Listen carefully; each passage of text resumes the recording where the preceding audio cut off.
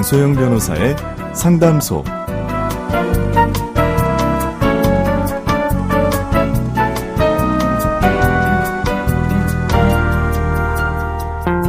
양소영 변호사의 상담소, 양담소를 찾아주신 여러분 환영합니다. 양소영입니다.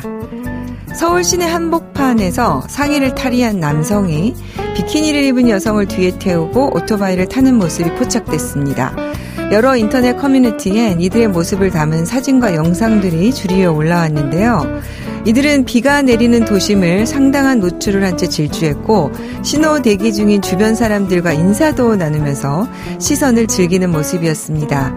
일각에서는 이들을 처벌해야 한다는 목소리도 나오는데요. 처벌이 가능할까요?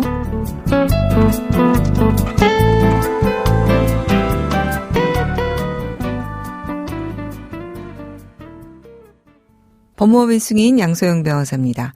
네, 오토바이를 타고 강남을 활보한 비키니 커플의 정체는 유튜버였다고 하네요. 영상을 보면 상당히 선정적이기는 합니다. 그래서 일각에서는 두 사람을 공연 음란죄나 경범죄로 처벌해야 하는 거 아니냐 이런 의견이 나오는 건데요. 한번 살펴볼까요? 공연 음란죄는 공연이 음란 행위를 처벌하는 거고요. 경범죄는 과다 노출죄를 처벌하는 규정이 있습니다. 대법원 판례를 한번 보면은요, 신체 노출 행위가 성적 수치심을 해야 하는 것 정도가 아니라 단순히 다른 사람에게 부끄러운 느낌이나 불쾌감을 주는 정도에 불과하다고 인정되는 경우에는 공연 음란죄 음란행위라고 볼 수 없다. 이렇게 무죄 취지로 판단한 판결이 있습니다. 경범죄 관련해서도 역시 지난 2016년에 공공장소에서 과다하게 신체를 노출한 사람을 처벌하는 경범죄 처벌법 조항이 헌법에 어긋난다라는 헌법재판소 결정이 나오기도 했습니다. 당시 헌재 태도를 보면요. 알몸을 지나치게 내놓는 것이 무엇인지, 그러니까 지나치다는 것이 무엇인지 그겠죠. 이게 판단하기가 쉽지 않다. 그리고 가려야 할 것의 의미도 파악하기 어렵다. 또 해당 조항 중에서 부끄러운 느낌이나 불쾌감은 사람마다 달리 평가될 수밖에 없고 노출됐을 때 부끄러운 느낌이나 불쾌감을 주는 신체 부위 역시 사람마다 달라서 부끄러운 느낌이나 불쾌감을 통해서 지나치게 가려야 할 거 이게 전부 다 의미를 확정하기 곤란해서 결국 헌법에 어긋난다 이렇게 판단을 했군요. 이러한 대법원이나 헌재 판례를 보면은 아마 이제 이 사안을 처벌하기는 좀 힘들어 보이는데요. 앞으로 좀 다양한 종류의 상황들에 우리가 부딪히면서 살아야 되는 게 아닌가 싶으면 우리가 기존에 가지고 있었던 어떤 경직된 사고를 좀 깨뜨려야 되는 것이 아닌가라는 생각도 해보면서 또 자신의 그런 표현의 자유나 신체의 자유를 누리기 위해서 또 타인도 좀 신경 썼으면 좋겠다. 이런 두 가지 생각을 같이 하게 됩니다. 여러분들 어떻게 생각하시나요? 억울한 일을 당하셨나요? 변호사와 직접 상담해보세요. 양소영 변호사의 상담소. 2년 전 촉법소년이라는 이유로 형사처벌을 받지 않은 소년들이 또다시 범죄를 저지르는 일이 벌어졌습니다. 자, 이번에도 처벌을 피해갈 수 있을까요?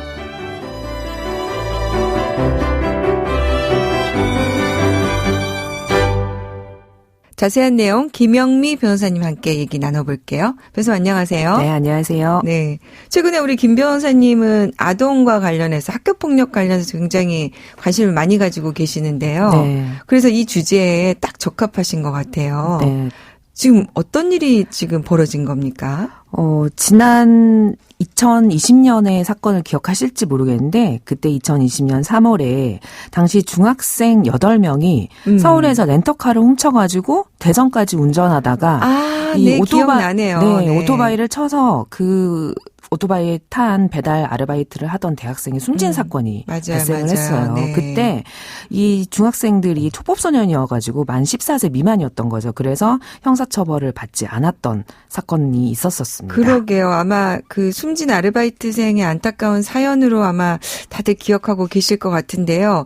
당시에 대학 신입생이었다면서요? 네, 맞아요. 그러니까 신입생으로서 아르바이트 용돈 벌겠다고 아르바이트를 하다가 안타까운 일이 발생했죠. 그러니까 3월이었으니까 캠퍼스를 제대로 밟아보지도 못하고 세상을 떠나서 다 안타까웠던 것 같은데 근데 그때 사고를 했던 중학생들이 또 범죄를 저지른 겁니까? 그러니까요. 그때 이제 촉법소년이다 보니까 가정법원에서 이제 형사처벌은 받지 않고 네. 가정법원에 송치돼서 이제 소년원 2년 처분을 받았는데 가정법원의 소년범 처분 중에 가장 센 처분이 소년은 2년 처분이거든요. 그렇죠. 그래서 10% 2년간 다녀온 거예요. 그러니까 2020년 사고 났으니까 2022년에 최근에 이제 얘네들이 소년원을 나온 거죠.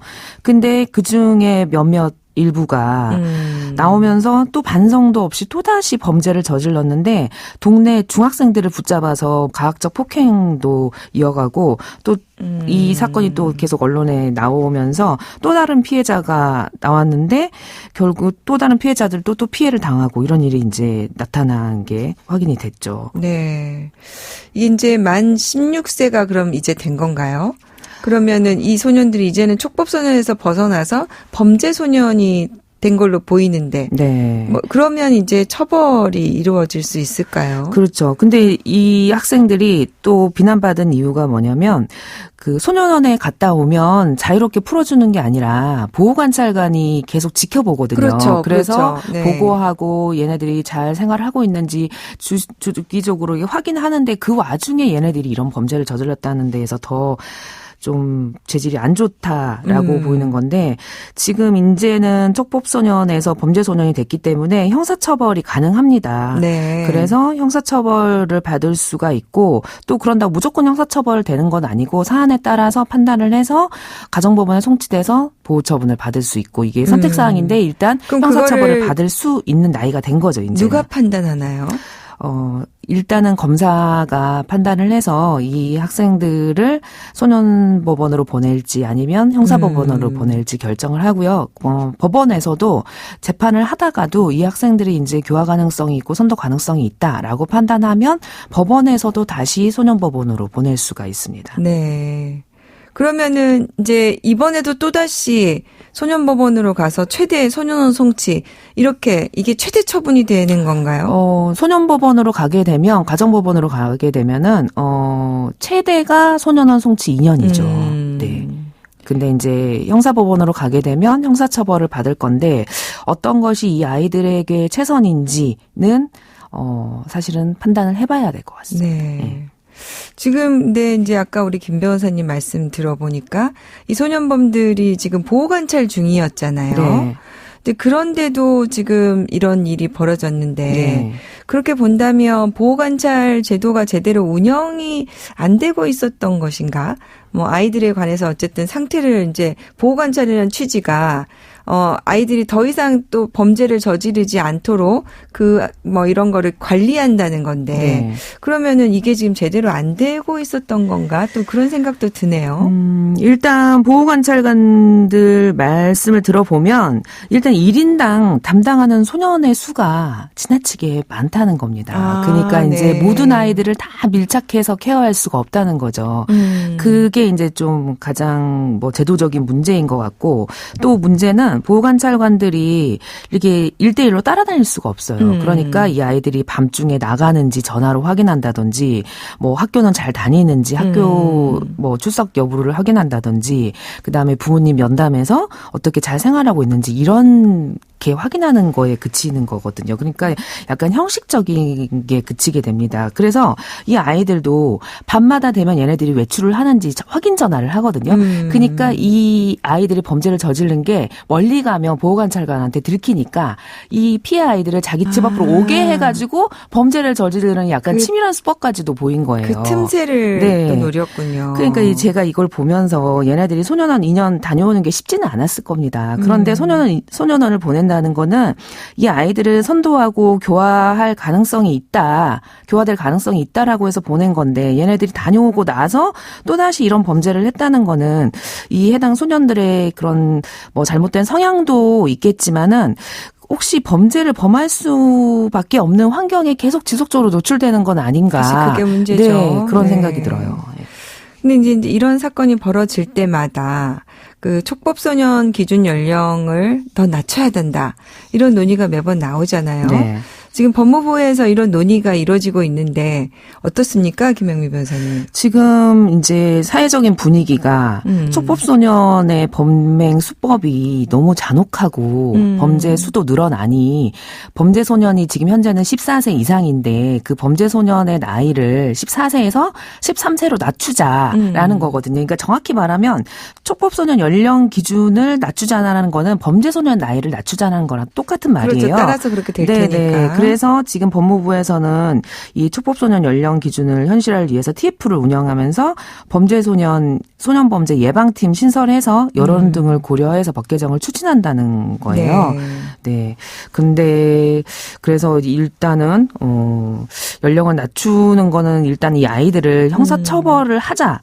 형사처벌할 수 있는 연령을 낮추자라는 건데 제 개인적인 의견은 이게 아이들은 처벌만이 능사는 아니고 나이를 낮춘다고 해도 저는 큰 영향이 없을 것 같아요. 왜냐하면 나이를 낮추어서 내가 처벌될 수 있다. 이걸 인식해야 아이들이 범죄를 안 하는 건데 아이들은 거기에 별로 관심이 없거든요. 나이를 낮춘다고 해서 내가 이제 13살이니 나는 이제 처벌을 받을 수 있는 나이니 나는 범죄 안 해야 되겠다. 이런 현실적인 어른처럼 생각하는 아이들이 얼마나 되겠어요. 그래서 저는 그거보다는 왜 아이들이 범죄를 계속하는지 그리고 왜 점점 이렇게 흉포화되는 범행을 할 수밖에 없는지 이 원인을 파악하고 그 원인을 제거하는 데 초점을 맞춰야 되는 것이지 무조건 연령을 낮춰가지고 범죄자니까 처벌해야 돼. 이렇게 처벌에만 초점을 맞추는 거는 소년범에 대한 이해가 조금 부족한 게 아닌가? 라는 생각을 합니다. 네.